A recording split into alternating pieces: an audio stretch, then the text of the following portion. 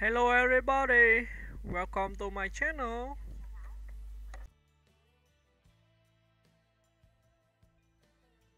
Tom Sizemore was an American actor known for his intense screen presence, raw emotional power, and portrayals of tough, complex men often caught between violence and vulnerability. Born Thomas Edward Sizemore Jr. on November 29, 1961, in Detroit, Michigan, he grew up in a working-class family with deep roots in the Midwest. His mother worked as an ombudsman for the city of Detroit, while his father was a lawyer and philosophy professor, a background that helped shape Sizemore's sharp intellect and introspective nature. Traits that would later inform his acting style. After earning a master's degree in theater from Temple University, Sizemore moved to New York City to pursue acting seriously. His early stage work and television appearances soon led him to Hollywood, where his rugged charisma and emotional intensity made him stand out in a generation of character actors. He often played soldiers, cops, gangsters, or morally conflicted men, roles that demanded grit and psychological depth. Sizemore's breakthrough came in the late 1980s and early 1990s with supporting roles in acclaimed films like Born on the 4th of July, 1989, Harley-Davidson and the Marlboro Man, 1991, and True Romance, 1993. His collaborations with major directors solidified his reputation as a go-to actor for hard-edged roles. Oliver Stone, Quentin Tarantino, Michael Mann, and Steven Spielberg all recognized his ability to bring realism and intensity to the screen. In Heat, 1995, Sizemore held his own alongside Al Pacino and Robert De Niro, playing Michael Sciarrito, a loyal member of De Niro's crew whose quiet ferocity and loyalty left a lasting impression. The following years brought some of his most memorable performances, as the battle-hardened Sergeant Horvath in Spielberg's Saving Private Ryan, 1998, the corrupt detective in Bringing Out the Dead, 1999, and the hard-bitten soldier in Black Hawk Down, 2001. His filmography was a catalog of American masculinity under fire, both literal and emotional. However, Sizemore's life off-screen was marked by turmoil. His struggles with drug addiction, particularly methamphetamine and heroin, became public and often overshadowed his acting accomplishments. His personal battles led to legal troubles, prison sentences, and professional setbacks. Despite these hardships, he frequently spoke candidly about his addictions, appearing on reality shows like Celebrity Rehab with Dr. Drew in an effort to turn his life around. Through all the chaos, Sizemore remained a passionate actor who loved his craft deeply. He continued to work in independent films, television, and even video games, notably voicing a character in Grand Theft Auto Vice City, proving his dedication to storytelling despite personal demons. His later years saw him reflect on his turbulent life with honesty, publishing an autobiography, By Some Miracle I Made It Out of There, 2013, which offered a raw account of fame, addiction, and redemption. Tom Sizemore passed away on March 3, 2023, at the age of 61, following a brain aneurysm. His death marked the end of a career that was both brilliant and tragic, a reminder of how genius and self-destruction can coexist within the same soul. Sizemore's legacy lies not only in the unforgettable characters he brought to life but also in the authenticity he carried to every role. He was an actor who wore his scars openly, both on-screen and off, embodying the flawed, haunted, and human side of American cinema.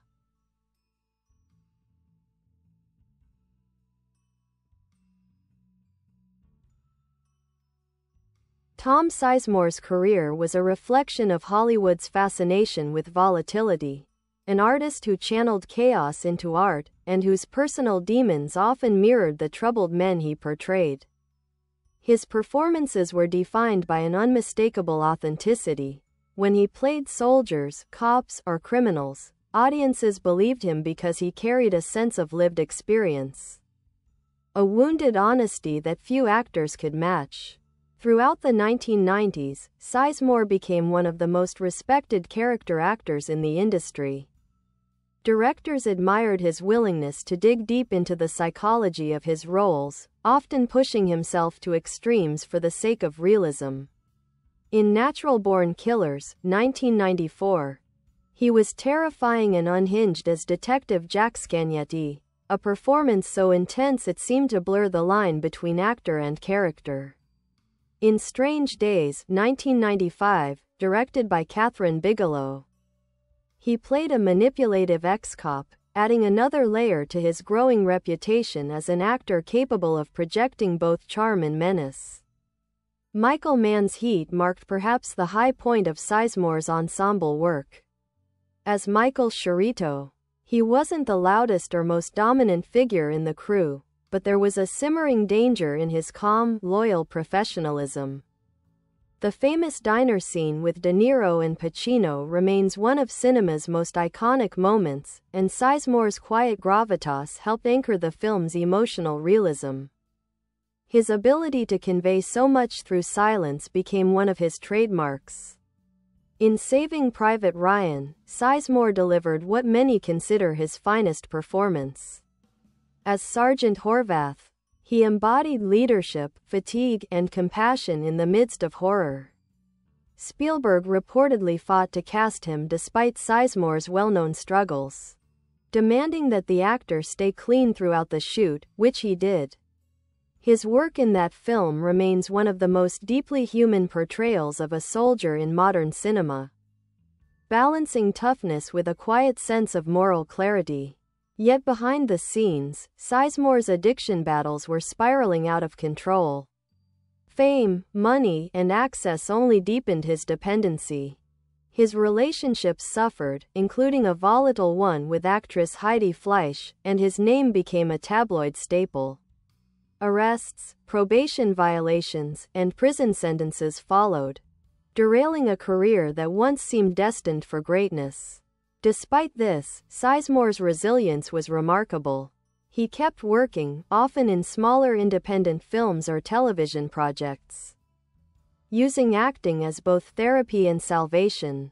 In later years, he appeared in shows like Shooter, Twin Peaks, The Return, and various indie crime dramas that allowed him to revisit familiar themes: redemption, regret, and survival. He was also generous with younger actors and filmmakers, often mentoring them or appearing in low-budget films simply to help projects get made. Sizemore's 2013 memoir, By Some Miracle I Made It Out of There, revealed the full extent of his struggles. It was not a glamorous account of Hollywood excess, but a confessional written by a man who had faced himself honestly. He spoke of guilt, shame, and the desperate attempts to reclaim his dignity, acknowledging that he had lost everything more than once. The book humanized him, showing that beneath the violence and bravado of his characters was a deeply sensitive man searching for peace. In interviews toward the end of his life, Sizemore expressed gratitude for simply being able to work and live clean. He often said he was lucky to still be alive. When he died in 2023, tributes poured in from fans, colleagues, and directors who remembered his talent and his heart. Michael Mann called him a force of nature, and many noted how his performances had shaped a generation of gritty, realistic American cinema. Tom Sizemore's legacy is one of brilliance shadowed by tragedy, a reminder that art often comes from pain. He left behind more than 200 film and television credits, a testament to his perseverance and dedication to the craft he loved. Though his life was marked by turbulence, his work remains indelible, fierce, honest, and profoundly human.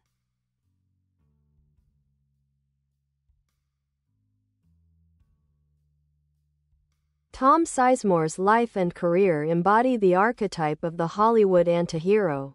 A man who lived as fiercely as he acted, who struggled as deeply as he performed. and whose passion for truth in art often clashed with the chaos of his personal life. His story is not just about talent and tragedy, but also about the psychological cost of authenticity in an industry that feeds on image and illusion. Sizemore's acting philosophy was rooted in emotional truth. He once said that acting was about bleeding honestly in front of the camera. He approached every role as if it were life or death, and often, for him, it felt that way. He wasn't interested in pretending. He wanted to become the character, to inhabit every flaw, fear, and impulse. This devotion to realism made his performances magnetic. Audiences could sense that nothing about him was fake. His characters were not written performances but lived experiences. During his prime in the 1990s, Sizemore represented a new breed of actor, one unafraid of darkness, vulnerability, or moral ambiguity. In a time when Hollywood often romanticized toughness, Sizemore showed the brokenness behind it. His characters were often violent men, but they were also haunted, self-aware, and strangely noble. He brought empathy to brutality, showing that even the hardest men carry emotional wounds. His influence on modern screen acting is more profound than often acknowledged. Younger actors like Tom Hardy, Shia LaBeouf, and even Jon Bernthal have cited Sizemore's emotional intensity and physical realism as inspirations. His work in Saving Private Ryan and Heat continues to be studied in acting classes for its layered approach, toughness fused with vulnerability, stoicism masking sorrow. Sizemore's filmography was vast, over 200 credits across genres.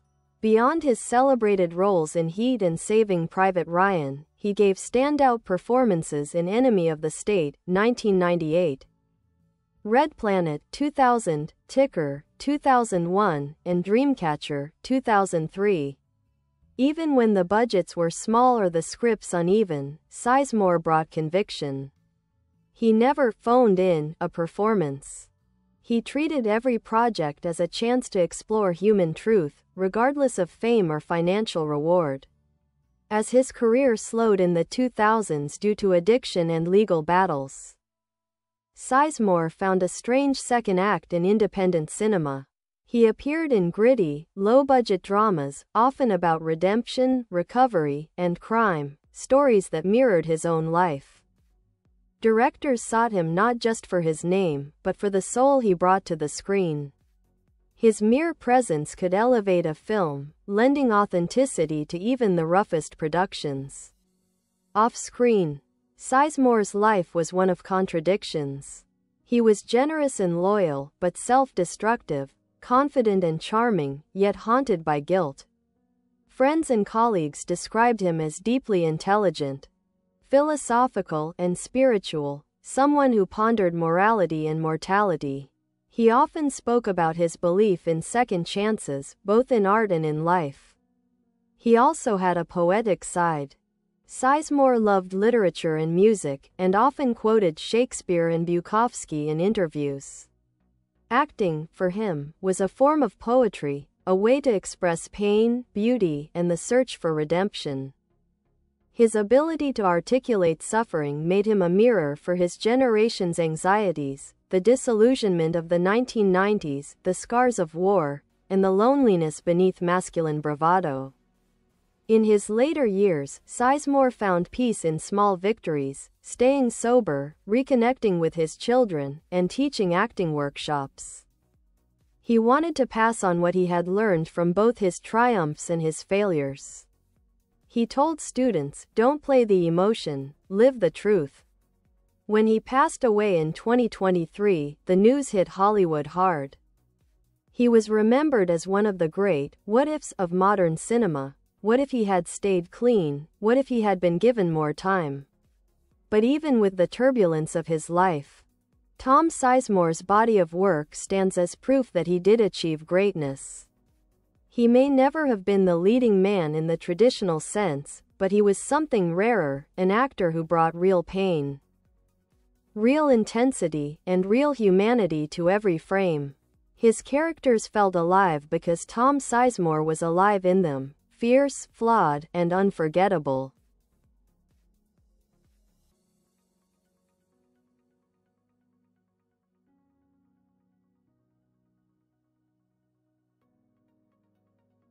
Tom Sizemore's Detroit roots played a fundamental role in shaping both his worldview and his acting style. Born and raised in a city known for its grit, resilience, and working-class identity, he absorbed early lessons about toughness, loyalty, and survival, qualities that would later define his most iconic screen characters. Detroit, with its mix of industrial decline and blue-collar pride, gave him a deep understanding of real people, those who lived hard lives without pretense.